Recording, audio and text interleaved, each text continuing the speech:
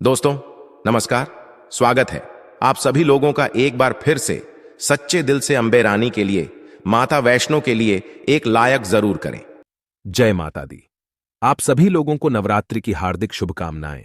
अभी नवरात्रि का पावन पर्व चल रहा है और नवरात्रि के पावन पर्व में पेड़ पौधों में सारी शक्तियां जागृत हो जाती हैं। पेड़ पौधे में देवी देवताओं की शक्ति बसती है। पेड़ पौधे ऊर्जा का प्रतीक एवं प्राणवायु भी हमें पेड़ पौधों से ही प्राप्त होती है। पेड़ पौधे ना होते तो हमारा भी अस्तित्व समाप्त हो जाता। विशेष प्रकार के कुछ ऐसे पौधे हैं जो कि चमत्कारिक शक्तियों से भरे होते हैं। पेड़ पौधे मानव जाति के लिए ईश्वर का वरदान है। नवरात्रि में कई सारे ऐसे पेड़ पौधे हैं जो व्यक्ति को न केवल शुद्ध ऑक्सीजन देते हैं बल्कि सभी प्रकार के कष्टों को दूर करते हैं, चाहे वह कष्ट शारीरिक हो, चाहे वह कष्ट मानसिक हो या फिर भौतिक कष्ट हो। अगर आप भी नवरात्रि में जल्द बनना चाहते हैं धनवान, तो इस वीडियो को ध्यान से देखना और वीडियो को एक लाइक जरूर करना। दोस्तों, आज मैं आप लोगों को जिस पौधे के बारे में बताऊंगा, ये पौधा चमत्कारिक शक्तियों से भरा हुआ है। ये पौधा आपको खूब तरक्की दिलाएगा। ये पौधा आपके जन्म जन्मांतर की गरीबी है, कष्ट है, इसे दूर कर देगा और इस पौधे को साक्षात मां दुर्गा कहा जाता है। आइए, मैं आप लोगों को कुछ पौधों के बारे में बताऊंगा जिस पौधे की कुछ चमत्कारिक शक्तियों का प्रयोग करके, इस पौधे से कुछ टोने टोटके करके आप अपने गरीबी को मिटा सकते हैं। जन्मों की जो समस्या चल रही है उसे दूर कर सकते हैं। इस जानकारी से कई लोगों का भला हो चुका है। कई लोग निर्धन थे, निर्धन से धनवान बने, एवं कई लोग बिल्कुल ही खाट पे पड़े जो व्यक्ति थे, बीमारी से ठीक होकर के चलने फिरने लायक बने हैं। और मैं जो बात बताऊंगा ना, ये हवाई बात नहीं बता रहा हूं। मैं जो जानकारी बता रहा हूं, ये हवाई बात नहीं बता रहा हूं। जो जानकारी बताऊंगा, प्रमाणित बताऊंगा, सत्य जानकारी बताऊंगा। तो आप अपने लिए कम से कम आज 5 से 7 मिनट का बहुमूल्य समय जरूर देना। अगर आज की वीडियो मिस कर दी तो फिर सारी जिंदगी पछताना पड़ेगा। सारी जिंदगी गरीब के गरीब रह जाओगे। ये छोटी सी जानकारी आपके बंद किस्मत के ताले खोल देगी, आपको धनवान बना देगी। अगर आपको भौतिक सुख चाहिए, शारीरिक सुख चाहिए, तो इस वीडियो को ध्यान से देखना। और हां, वीडियो में आगे बढ़ने से पहले, इस पेड़ पौधों की जानकारी बताने से पहले, कमेंट बॉक्स में अभी तक जय माता दी नहीं लिखे हैं तो जय माता दी लिख देना और माता वैष्णो के लिए एक लाइक जरूर करना। तो चलिए, इस वीडियो में मैं आप लोगों को कुछ माता रानी को चढ़ाए जाने वाले भोग के बारे में बता देता हूं। फिर मैं आप लोगों को इस पेड़ पौधे के बारे में बताऊंगा। तो आइए, इस वीडियो में जानते हैं माता रानी को 9 दिनों में कौन कौन सा भोग लगाने से क्या फल की प्राप्ति होती है। अगर वीडियो स्किप करके जाते हैं तो इसमें आपको ही नुकसान होने वाला है। कोई भी जानकारी व्यर्थ नहीं जाती, अभी नहीं तो बाद में चल करके काम आती है।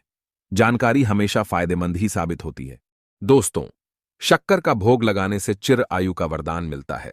अर्थात अगर आप लंबे समय तक जीना चाहते हैं, स्वस्थ रह करके, तो माता रानी को नवरात्रि के समय में शक्कर का भोग जरूर लगाना।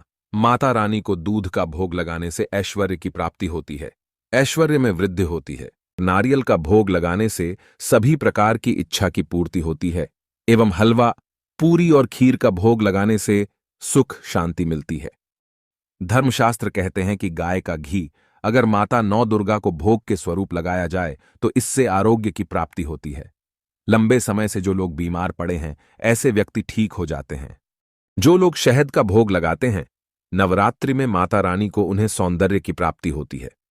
माता रानी को नवरात्रि में गुड़ से निर्मित कुछ भी पदार्थ हो या फिर गुड़ का भोग लगाते हैं तो शोक से मुक्ति मिलती है। दोस्तों, केले का भोग लगाने से बुद्धि का विकास होता है। जिनके पढ़ने लिखने में जो छोटे बच्चे हैं, एकदम कमजोर है, उन्हें केले का भोग माता रानी को चढ़ाने के लिए बोलें, उनकी बुद्धि तीव्र हो जाएगी। दोस्तों, आइए इस वीडियो में अब जानते हैं कौन से ऐसे 3 पौधे हैं जिस पौधे से हम अपनी जन्मों की गरीबी, जन्मों से चली आ रही परेशानी है, कष्ट है, उसे मिटा पाएं। तो पहले नंबर पे जो पौधा आता है मित्रों, वो है मोगरा का पौधा, जिसे हम जैस्मिन के नाम से जानते हैं। तो इस पौधे के पुष्प को ध्यान से सुनना। इस पौधे के पुष्प को देवी शक्तियां गजरा बना करके अपने बालों पर लगाती है। मैया रानी को गजरा बहुत प्रिय है। गजरा लगाकर मां बहुत खूबसूरत लगती है और ये पौधा स्वयं लक्ष्मी के स्वरूप कहा गया है। इस पौधे के बीज से निकला हुआ जो तेल होता है, हनुमान जी महाराज को चोला चढ़ाते हैं, जो चमेली का तेल होता है। हनुमान जी महाराज को चोला चढ़ाते हैं, तो आज इसके कुछ प्रयोग बताना चाहूंगा।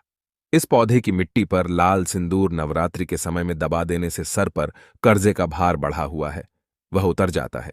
दोस्तों, इस पौधे के पुष्प का गजरा बनाकर के नवरात्रि के किसी भी दिन रात्रिकाल 10 बजे के बाद माता दुर्गा को भेंट कर देने से माता बहुत प्रसन्न होती है एवं सभी प्रकार के सुखों को प्रदान करती हैं। चलिए अब मैं आप लोगों को दूसरे पौधे के बारे में बताना चाहूंगा। जो दूसरा पौधा है वह है गुड़हल। ध्यान से सुनना। एक गुड़हल का फूल नवरात्रि में मां दुर्गा को चढ़ाने से एक गोदान के बराबर फल प्राप्त होता है एवं सहस्त्र यज्ञों का पुण्य मिलता है। इस पौधे को मां जगदंबा का आशीर्वाद प्राप्त है। ध्यान से सुनना।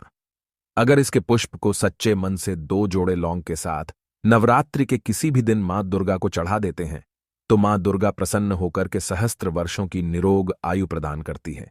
एवं अगर इसके पुष्प की माला बनाकर के नवरात्रि में जो सप्तमी दिन होता है इस दिन माता को पहना देते हैं तो सभी प्रकार से माता प्रसन्न होकर के खूब सारा धन प्रदान करती है, दौलत प्रदान करती है। इसके पुष्प की माला ध्यान से सुनना। इसके पुष्प की जो माला है नवरात्रि के सप्तमी के दिन अगर आप किसी भी प्रकार के शत्रु से परेशान हैं तो उसका नाम लेते हुए चढ़ा देते हैं तो उस शत्रु का सर्वनाश हो जाता है। दोस्तों, इस पुष्प की जड़ पर ध्यान से सुनना। जो गुड़हल नाम का पौधा है इसकी जड़ पर हल्दी वाला दूध डालने से आरोग्य की प्राप्ति होती है एवं भौतिक कष्ट दूर होते हैं। किसी भी प्रकार के आपको शारीरिक कष्ट हो, भौतिक कष्ट हो, वह दूर होते हैं। तो आप भी इन पेड़ पौधों की मदद से अपनी गरीबी को नवरात्रि के समय में मिटा सकते हैं। मैं जो जानकारी बताता हूं ये जानकारी वनस्पति शास्त्र के आधार पर बताया हूं। तीसरा जो पौधा है जो सफेद कनेर है ये मां दुर्गा को बहुत जल्दी प्रसन्न करने का सबसे अच्छा सरल उपाय है।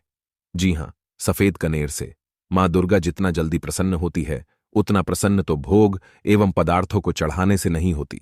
इसका एक पुष्प अगर नवरात्रि के समय में मां दुर्गा को चढ़ा देते हैं तो 1000 यज्ञों के बराबर फल की प्राप्ति होती है। विशेष मनोकामनाओं के लिए 21, 51, 108 या 1000 की संख्या में इसके पुष्प चढ़ाए जाते हैं। फिर इसकी माला बनाकर के माता को भेंट की जाती है तो सभी प्रकार की मनोकामनाओं की पूर्ति होती है। दोस्तों, कुछ महीनों के भीतर में जो आपकी मनोकामना आपने सोच करके रखी है माता रानी को ये पुष्प चढ़ाने के बाद वह मनोकामना पूर्ण हो जाती है। अगर आपने 1000 की संख्या में चढ़ा दिए तो वह मनोकामना नवरात्रि के बाद तत्काल पूर्ण हो जाती है। अब मैं इसके कुछ उदाहरण भी बता दूं तो इस उपाय से कोलकाता की सोनम बहन को गुणवान पुत्रों की प्राप्ति हुई थी। सोनम बहन हमारे साथ जुड़ी हुई हैं। उनके पति को सरकारी नौकरी लगी है और वहीं महाराष्ट्र के किशन भाई को पैसों से भरा हुआ बैग मिला था, पैसों से भरा हुआ थैली मिली थी। एवं उनकी जो मां थी काफी लंबे से समय से बीमार पड़ी थी, उनकी बीमारी भी ठीक हो गई थी। दोस्तों, तो आप भी वीडियो में बताए गए कोई भी उपाय को अपना करके आप अपनी गरीबी, दीनहीनता एवं किसी भी प्रकार के कष्टों से परेशान है उस कष्ट से छुटकारा पा सकते हैं। तो आज की जानकारी यहीं पर समाप्त करता हूं। इस जानकारी को अपने तक सीमित मत रखना। समाज कल्याण की इस वीडियो को आगे जरूर शेयर करना। हो सकता है यह छोटी सी वीडियो किसी की जिंदगी को बर्बाद होने से बचा ले। वीडियो समाप्त करने से पहले कहना चाहूंगा, कमेंट बॉक्स में जय माता दी नहीं लिखे हैं तो जय माता दी लिख देना। इस वीडियो को लाइक करें, चैनल को सब्सक्राइब जरूर कर लेना, कमेंट्स में लिख देना माता रानी। हम आपसे बहुत प्यार करते हैं।